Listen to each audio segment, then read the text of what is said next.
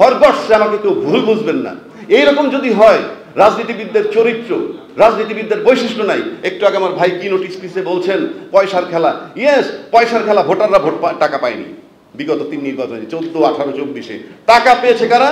রাজনীতিবিদদের, ব্যবসায়ীদের টাকা নিয়েছে রাজনীতিবিদরা, রাজনীতিবিদদের কাছ থেকে পেয়েছে প্রশাসন। তা শেষ, ফিনিশ। এবং বিগত সরকার ছিল কাদের সরকার জানেন? তার জনগণ ছিল কতজন? মাত্র 15 লক্ষ। অর্থাৎ প্রজাতন্ত্রের কর্মচারীগুলা ছিল তার জনগণ, এবং তাদেরকে সুবিধা দিয়ে ভাইস ভার্সা, আমাকে ক্ষমতায় রাখবি, তোরা দেশ লুটে পুটে খাবি।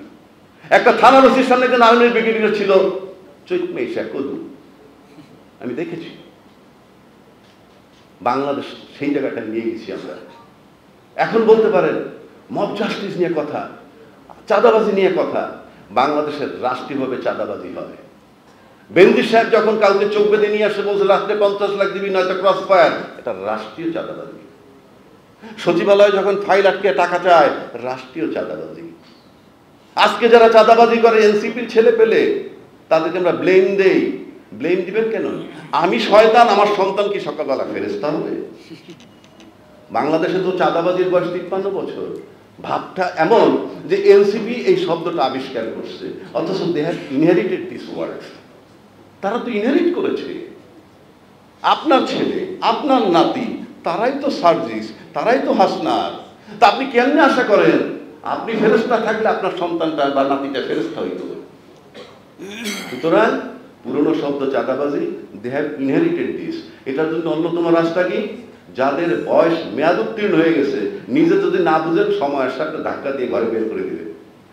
কথায় কথায় রাজনীতিবিদরা বলে রাজনীতিতে শেষ কথা বলতে কিছু নাই। এটাকে ক্লাব সমিতি, আমি আবারও বলছি, শেষ কথা বলতে মানে নেই।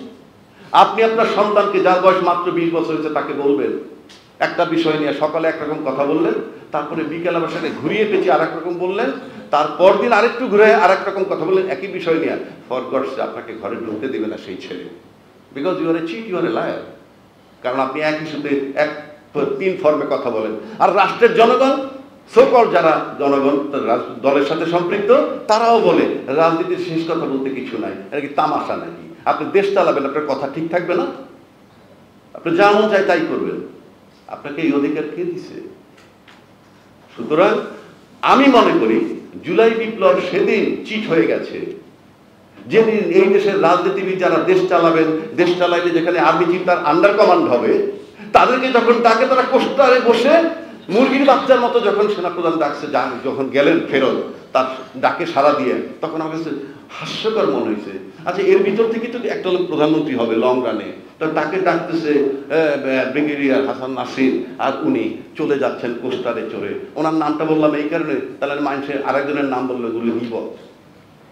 আমি কি করে যাই? আমাকে ডাকতেছে আমার সেনাপ্রধান, যে ফলোইং ডেতে if I became the prime minister he will be my under command.